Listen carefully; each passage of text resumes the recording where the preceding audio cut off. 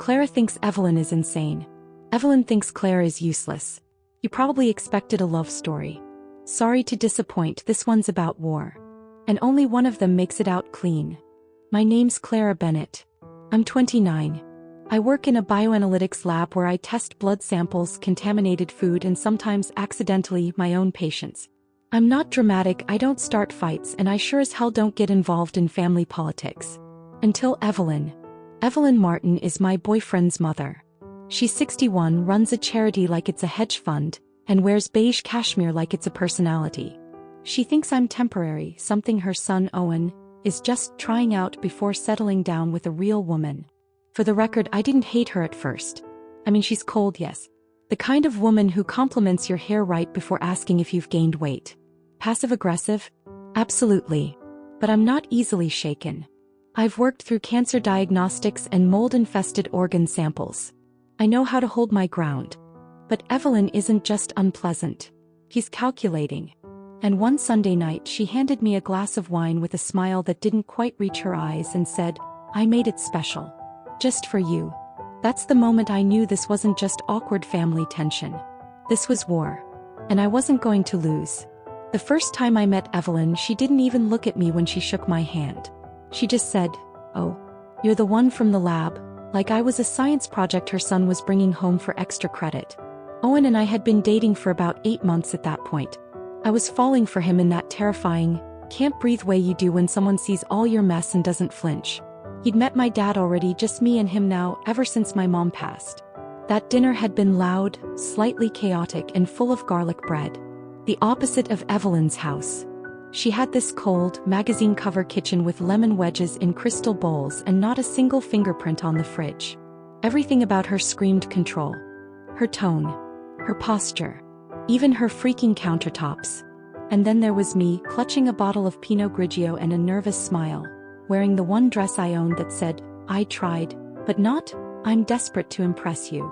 "Wine," I offered. She blinked at it like I'd handed her a wet sock. "We usually drink Bordeaux. But thank you." Owen tried to smooth it over, he always did.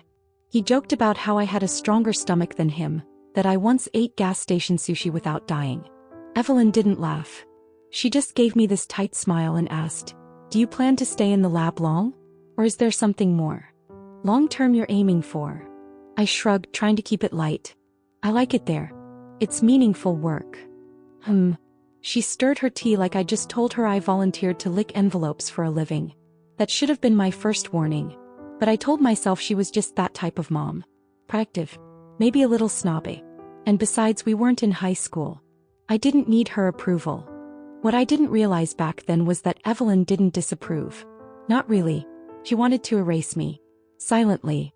Elegantly. Without ever raising her voice. It was Owen's birthday dinner. Evelyn insisted on hosting. "Just immediate family," she said in the group text, which was funny considering I wasn't technically family yet. Still, I showed up with a decent bottle of whiskey and a pear tart I baked myself. Evelyn greeted me at the door, smiled, and said, "Oh, Clara. So thoughtful. Just so you know, Owen has a little heartburn lately. Pear might not be ideal." No hello. No thanks. Just a warning label in lipstick. I smiled anyway. "No worries. It's not for him. I made it for myself." She blinked. I could almost hear the internal Windows error sound. Dinner was beautiful in the way museum food is, perfectly arranged, no warmth. Evelyn had made salmon, quinoa, asparagus in a neat row. She placed Owen's plate in front of him like she was feeding royalty. Then she handed mine over with a polite smile and said, "I didn't add dressing. I figured you'd want to keep it light." Owen didn't say anything. He didn't notice, maybe. Or maybe he did and chose not to make it worse. That was the moment I felt it. A tiny crack just beneath my ribs. I'd been brushing it off, her little digs, her backhanded compliments, her need to reintroduce me to every guest as Clara, the lab technician, like I worked part-time at Walgreens. But this was intentional. This was her letting me know, "I don't see you. I don't plan to." I looked at Evelyn, kept my voice soft but steady. "You know, I've actually never had anyone try this hard to keep me on a diet." She smiled, almost impressed. "Oh, Clara. You know I only want what's best." "Sure," I said. "But luckily so do I." She didn't respond. just raised her wine glass and moved on like it hadn't happened. But Owen noticed that time. Later, as we were leaving, he said, "She's just a lot." "I'm sorry." I nodded. "You know she doesn't like me, right?" "She's hard on everyone," he said. "She just needs time." I didn't answer, because I knew that was a lie. Evelyn wasn't hard on everyone. She was only hard on people she wanted gone. It was a Sunday night again. Evelyn had a thing for Sundays. She claimed it was the sacred day of family, though I suspected it was more about control. Everything slowed down on Sundays, which meant more time for judgment. More time for her. Owen and I had fought that morning. Not about anything major, just dumb stuff. Groceries, laundry, whose turn it was to buy toilet paper. But it left me raw, edgy, vulnerable. Perfect conditions for Evelyn. When we arrived at her house, she was already wearing her armor. Pale pink sweater set, pearl earrings, and a smile so tight it made her temples twitch. "There's my favorite couple," she sang. "Rough morning, I hear?" I froze. "How would you know that?" He waved it off. "Owen told me you two had a little bickering. It's normal, darling. Relationships take work." I looked at Owen, who was pretending to admire a ceramic bowl on the mantel. He avoided my eyes. Strike one. Dinner was weirdly quiet. Evelyn didn't dig into me like usual. No jabs, no underhanded stabs about my career or my lack of eyeliner. Just smiles. Which was worse. After the plates were cleared, she stood from the table, smoothed her sweater and said, "I made something new tonight. A lavender spritzer. It's supposed to be calming." She went to the kitchen. I followed, mostly because I didn't want to be left alone with Owen's brother, who once called me too intense for a woman. When I stepped into the kitchen, Evelyn didn't hear me. She was at the counter, back turned, pouring 2 drinks. And then she reached into a small zippered pouch in her handbag, pulled out a tiny bottle, uncapped it, and tipped a few drops into only one glass. My glass. I stood there for a second, silent. She turned around, flinched actually, covered it with a smile. "Clara, you startled me." "What was that?" I asked, nodding toward the counter. "Oh," she said too quickly, "just some herbal drops. Natto. From Whole Foods." I nodded, smiled. "Perfect. Then you won't mind switching glasses with me." She blinked. "Just once." But I saw it. "I don't think that's necessary," she said, still holding both glasses. "Then it's not a problem," I replied, stepping forward. She hesitated. And that was it. The confirmation. I took both glasses gently from her hands, walked them to the sink and dumped them out. "Actually," I said, "I'm in the mood for tea. Something simpler." Her smile flickered just for a moment. Then it snapped back into place. "Of course, darling. Whatever makes you comfortable." I didn't sleep that night. Not because I was scared, but because I was furious. Not the kind of hot, screaming anger you throw into pillows. No, this was cold, focused, precise. The kind of anger that builds spreadsheets, makes lists, runs controlled tests. By Monday morning I had a plan. I couldn't take the actual wine from Evelyn's kitchen, it was long gone. But I remembered the brand, the bottle, the sprig of lavender she had floating on top. I could replicate it.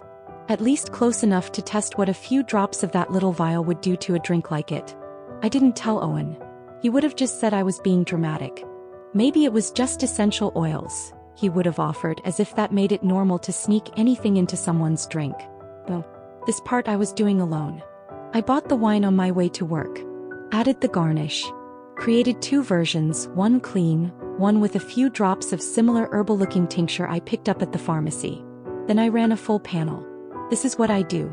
I identify the unknown. I look for patterns.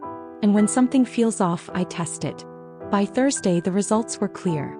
Lorazepam. A benzodiazepine. Prescription only. Sedative. Used for anxiety, insomnia, and when slipped into someone's drink, control.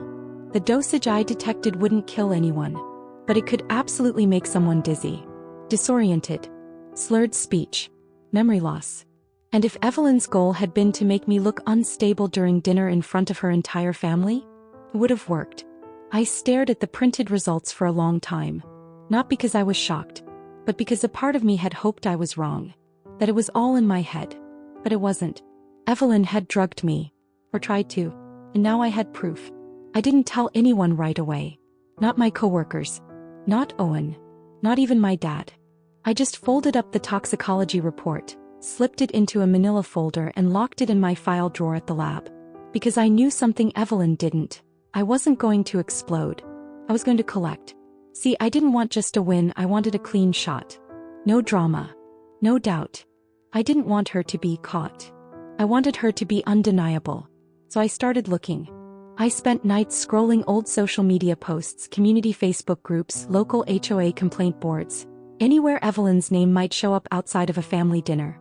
The woman was deeply polished in public. That much I already knew. But no one's perfect all the time. And I found it. A 3-year-old comment on a local mom forum. Does anyone else know Evelyn Martin from Greenbrier HOA? She accused my teenage daughter of shoplifting at a pool party and then called the police when she wouldn't admit it. Turned out it was a mistake, but she never apologized. That led to another. A neighbor complaint buried in a forum thread. She banned my son from their property for wearing earrings. And then one that made my breath catch. If you're dating Owen Martin, be careful. His mom ruined my sister's engagement a few years back. Weird behavior. Gaslighting stuff. Just. Heads up. It wasn't a pattern yet. But it was enough to know this wasn't about me. Evelyn didn't just dislike me. She had a history of controlling, intimidating, and dismantling anyone who didn't fit her vision of her son's life. That's when the fear left me. Now this wasn't personal. It was tactical. I texted Evelyn on a Wednesday afternoon. Hi Evelyn. I was wondering if I could come by this weekend. Just the two of us. I'd love a little one-on-one time. It took her less than 5 minutes to reply. Of course, Clara. That sounds lovely. I could almost hear the suspicion through the punctuation. I didn't tell Owen.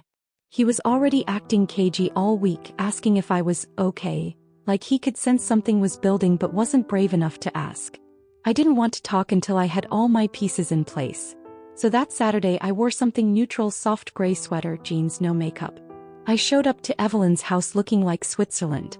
She greeted me at the door with a tight-lipped smile. You didn't bring Owen? I wanted to talk without him. She tilted her head. Is everything all right? I smiled back. I'm not sure yet. She blinked. That's when I knew. She hadn't expected me to be direct. She led me to the sunroom where she'd prepared a tea tray, full setup, like we were about to play royal family. We sat. We sipped. Small talk. Then I leaned forward, gently placing my cup on the coaster. Evelyn, why don't you like me? Her expression didn't move. That's a strange question. It's not, I said calmly. You've been trying to push me out since day one. I'm just trying to understand why. She exhaled slowly. Clara, you're a smart woman. But sometimes smart women make foolish choices. You and Owen, it's a mismatch. You don't come from the same world. You don't want the same things. You mean I don't want to quit my job and host charity luncheons? She smiled again. That sharp kind of smile people use when they're losing ground. Men like Owen need stability, she said. And women like me, I asked, can't provide that? You're passionate. But passion fades. Then what? I let the silence sit. I didn't get angry. I didn't raise my voice.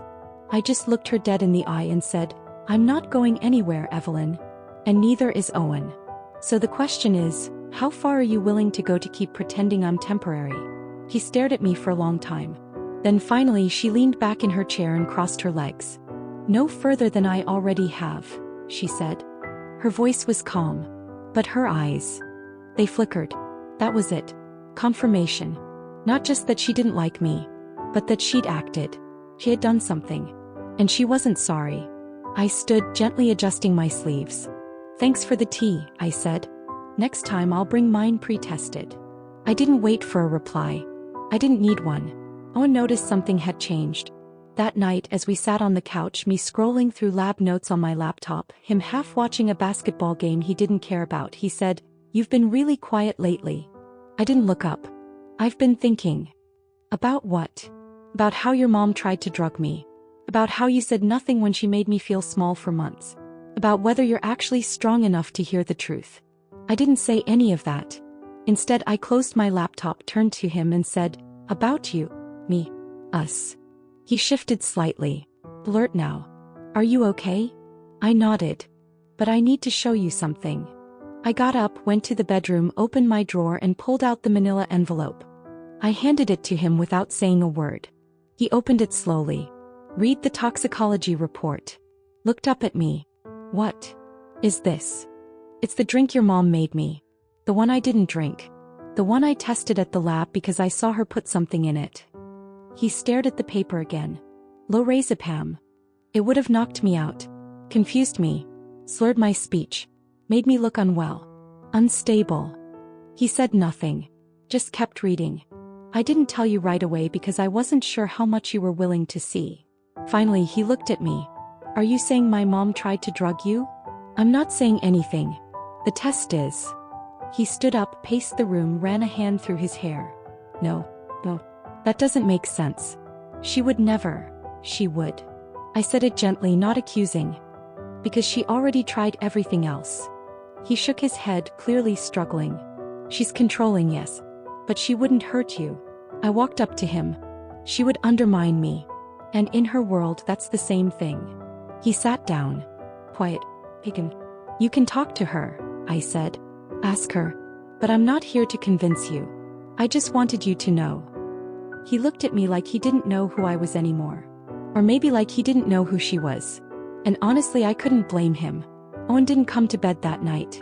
He stayed on the couch, phone in hand, staring into nothing. At 2:13 a.m. I heard him leave a voicemail. Hey mom. Call me back. I need to ask you something.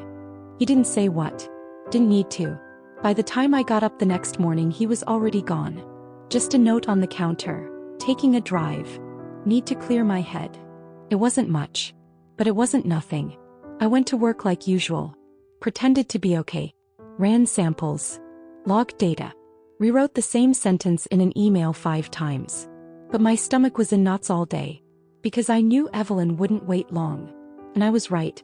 She showed up at the lab. I was walking out the side entrance around 6:30 p.m. when I saw her car parked across the street. Same silver Lexus, same careful paint job. Same woman in pearls sitting behind the wheel like she was made of marble. He rolled the window down. Clara. A word. I considered walking past. But I didn't. Because she wasn't there to talk. She was there to warn. I walked up slowly, hands in my coat pockets. Owen told you. He smiled, tight, humorless. He did. I nodded. So you're here to deny it? She looked ahead, not at me. I'm here to suggest that you think very carefully about how you proceed from here. There was not a threat. A suggestion. Evelyn's favorite weapon. You drugged me, I said quietly. I protected my son. I stared at her. She finally turned to meet my eyes. You were going to embarrass yourself. Eventually. I just accelerated the process. I felt something inside me twist. And then harden. You think this is still about approval, I said. Like I care what you think of me. But you're not the gatekeeper anymore. She tilted her head. No? Then why do you look so scared? I'm not scared, I said. I'm watching you realize I'm not who you thought I was. I turned to leave. She didn't stop me. Didn't call after me. Just sat there in her perfect little car, gripping the steering wheel like it might spin out of control. For the first time, Evelyn Martin looked like the one who didn't have a plan. Owen came home the next night. No suitcase. No dramatic speeches. Just walked through the door, looked at me and said, she admitted it. I stood still. All of it. He nodded slowly. Said it wasn't poison, just something to calm you down. That it was harmless. That she was trying to level the playing field. I didn't speak. I let the silence answer for me. Then he looked up. His voice cracked. She's not the woman I thought she was. And finally I saw it. Not just sadness. But grief. Not for me, for him. For the version of his mother he'd built in his head. The one who baked cookies and hosted charity galas and sent holiday cards with perfect cursive. That woman had never really existed. She said I'd thank her one day, he whispered. I walked over, placed a hand on his chest. You don't owe her anything. He nodded, eyes glassy. I told her she's not welcome here anymore. That was all I needed to hear. The next Sunday, Evelyn tried one last time. She sent an envelope. No return address, but I recognized her handwriting immediately, slanted, severe. Inside was a typed letter. Clara, if you truly cared for Owen, you'd step aside. You're turning him against his own family. He's losing his roots. His sense of who he is. I hope one day you'll look back and realize you broke something that cannot be fixed. Yeah, I didn't respond. Not because I was ignoring her, but because I didn't need to explain to a woman like Evelyn that roots aren't what make a person strong. Choices do. 1 month later, Owen and I moved into a new apartment. Nothing fancy, but it had light, space, and no ghosts in the walls. I started a new research project at the lab, ironically, a grant-funded study on the long-term psychological effects of maternal overcontrol. My boss said the proposal was weirdly specific. I just smiled. Owen began therapy. He didn't tell me what he talked about. I didn't ask. But he laughed more. Slept better. And us. We were still us. A little more bruised. A little wiser. A lot stronger. Evelyn never came back. No surprise visits. No sudden illnesses. No emails pretending to apologize. Just silence. And honestly, that was the first real gift she ever gave me. They say love wins. But sometimes it doesn't have to. Sometimes, it's enough to walk away with your dignity, your proof, and your peace. And sometimes, that's the loudest kind of victory there is.